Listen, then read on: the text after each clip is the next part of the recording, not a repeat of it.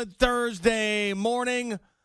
What a night for the New York Rangers, who kick off the Eastern Conference Final with a dominating, impressive Game 1 victory over the defending Cup champion, two-time Cup champion, Tampa Bay Lightning. Yes, the game was tied after the Rangers scored that early goal, and then it was tied again at 2-2. But then after that, see you later, as the Rangers just take off and end up winning Game 1 6-2 at home, and really sending a message that this team is here and here to compete for the Stanley Cup. This is not just a cute little story. This isn't just the Rangers coming out of nowhere and having a nice little time in the playoffs, coming down back 3-1 on the Penguins and down 2-0 to the Hurricanes. This team is for real, and they are here, and they are serious, and they showed it again last night. And at about 8:30 this morning, an old friend of yours is stopping by. Really? An old friend? An old friend of yours. Al, I'm so happy this morning. I forgot my earpiece. Oh, you gotta go get that as well. Get that earpiece for me today, Al. I mean, I'm just besides myself this morning. Yeah, so I got an old friend. Is Messier coming in? No, an old friend from the mid-90s. Leachy coming in? An old friend from 1994. Leachy, Mike Richter. No. Oh man, the Alexei Kovalev. No, at 8:30. Lord Stanley's Cup. Oh, really? Will be joining us. Night. Well, touch the cup. Touch the cup. I'll look at it. Yeah, I'll look at it, but I'm not going to touch it. So we'll hold it together. No, we won't. We're not going to hold anything. That's what we'll do. We'll take a picture. I don't care what you do with it, but we'll take a picture together. You on one side and then me on the other side. No. And we'll be holding it together. I just want to say something that this Game 7 against Carolina and last night were just amazing, and I just want to be realistic about everything. I came in here, or we spoke after Game 5, and that was Friday morning down at DJ's. That's right. We were all watching it, and remember I was pretty rough on a couple players who were having really tough games in this game. Yep, Frank Vetrano being one of them. One of those players was Frank Vetrano, and then he came back and he played well the next two games. And I have to say, last night he made a play, and it wasn't the goal. The goal was a great goal, but he made a play on defense early on in the game that could have saved the game. And I know that's early, and I know there was a lot of hockey left to be played, and I know the Rangers played unbelievably in the second and third period. But Vetrano busted his ass all the way back and was part of breaking up a 2-on-1 from behind and saved what I would consider maybe a game-changing goal at that point, even though it was early. And if that kid plays that way and with that kind of desire and that kind of speed and that kind of hustle, that's what it takes to beat a team like the Tampa Bay Lightning.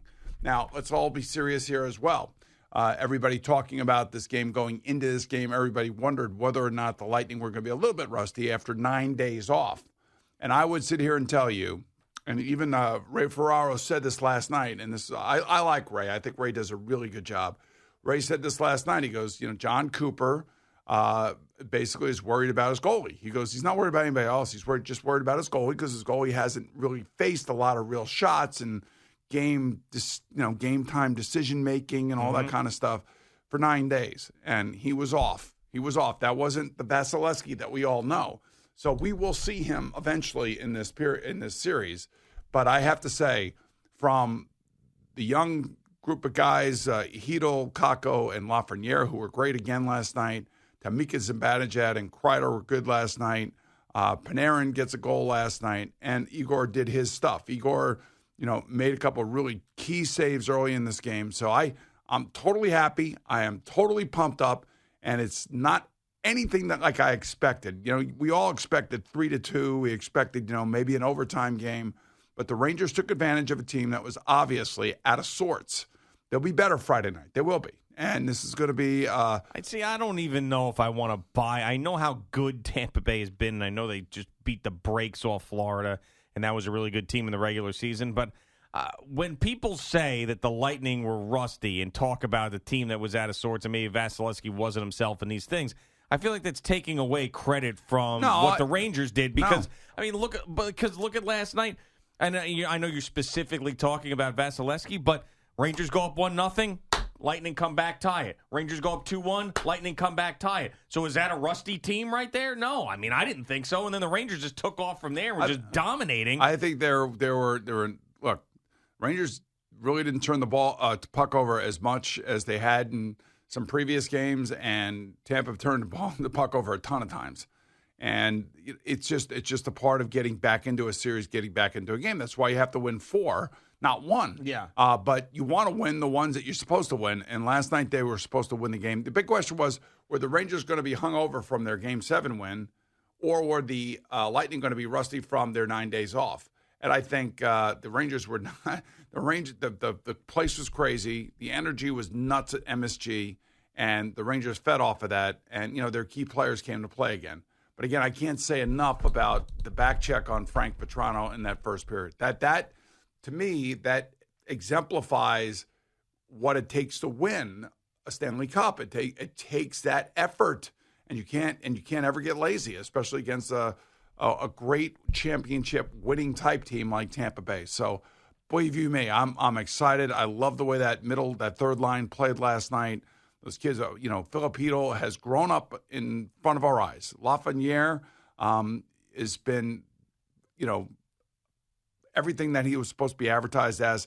Kako now is catching up a little bit. I wish he would be a little bit more physical, but I can't argue with anything that happened last night. It was nice to be able to lay there, with about 10 minutes to go in the game and go, all right. Whew. Yeah, good. Yes, exactly. Good. Just like Game 7, it was the same thing. Same thing, and even Game 6 before that. Right. They are playing their best hockey at the absolute right time. Now, I don't know what was going on with the ice last night. Trouba falling down and Fox falling down and all this other stuff. Guys falling down just in weird spots. But Fox did a hell of a job again at the point last night, keeping the puck in, moving around and finding seams and, getting pucks to open men. Their seam passes were good last night. And believe you me, John Cooper will be looking at all this film. He'll have his guys in there, and he'll say, hey, look, this is what they do. We got to stay out of the penalty box.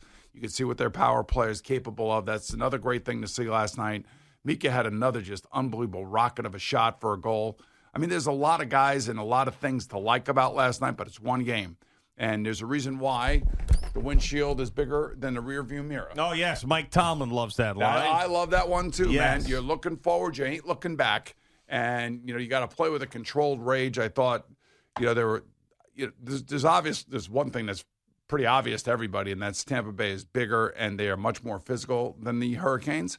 And that was evident early in the game, but the Rangers didn't back down. So I look, man, it is, it's everything I could have asked for. Yes. It's everything that the people who want the MSG could have asked for, and it's everything that every Ranger fan, this is what we wanted, this is what we were hoping for, and we got ourselves off to a really, really good start. And it's a great day for the Stanley Cup to come in here so we can take that picture with it. They're requesting that both of us,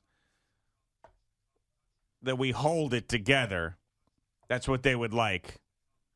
The NHL would prefer that we hold it together, apparently. They said they sent us some pictures of how other people have held it and other talk shows and stuff. And they said, could you do this? Because we're going to put together a montage of all the people that are holding the cup. So yeah. I said, sure, no problem. Boomer will be totally fine with that. How would you describe our relationship?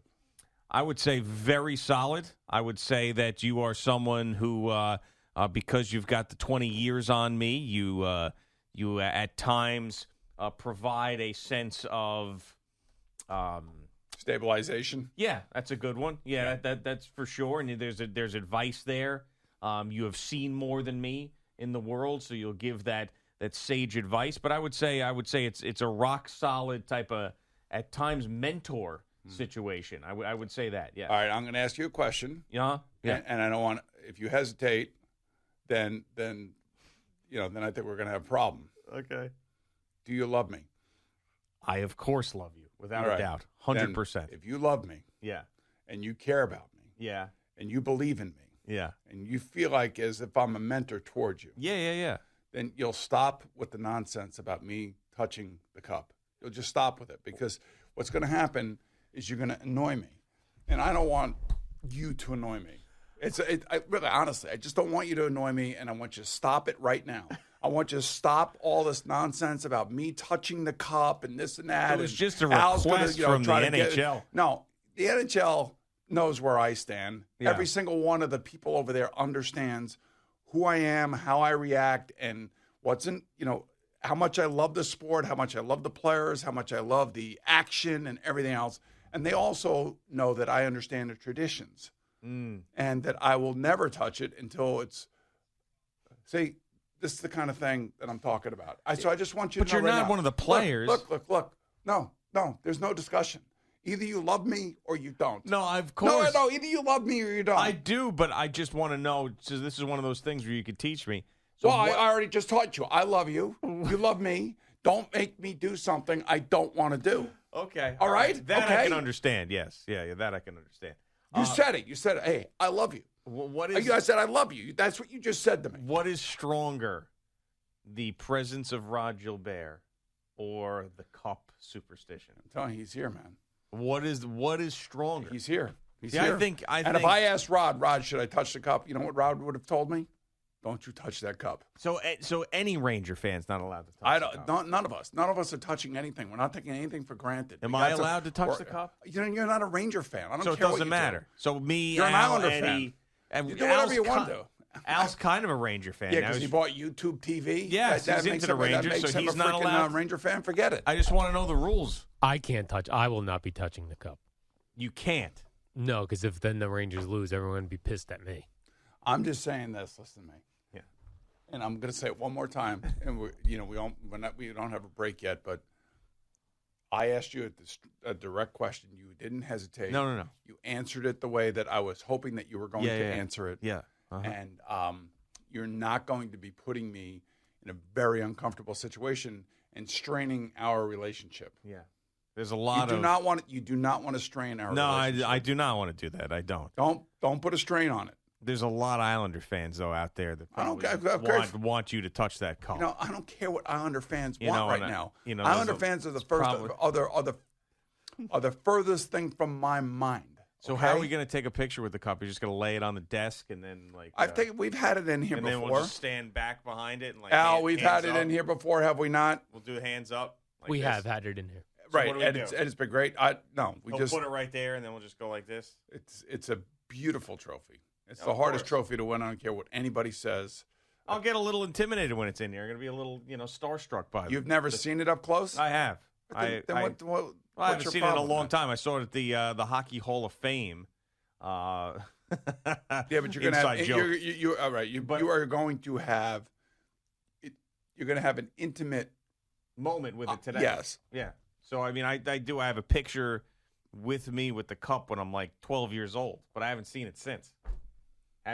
Right. So these are the things, and I know you guys are idiots because Al sends me, the cup's going to be in tomorrow. And I said, you better hope I'm happy.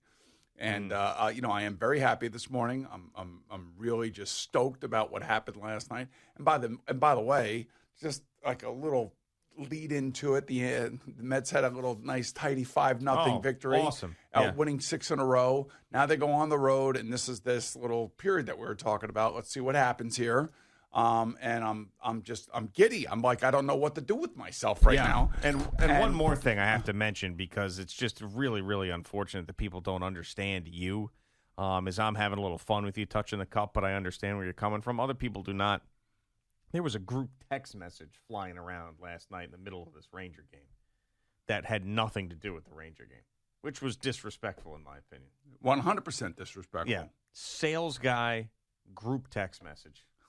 About reads in the middle of the game. I'm like, what the F are we doing here? Yeah, just terrible job.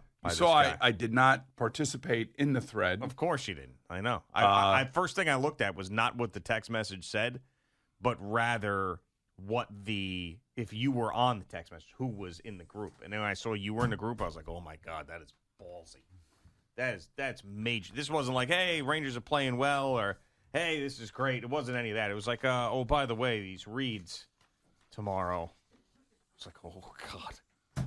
Boomer's going to kill this guy. Yeah, well, I responded this morning. You did. It said, what type of freak would be sending a text message like that out? Obviously not a Rangers fan. Yeah, obviously. Loser. Loser. 100% loser.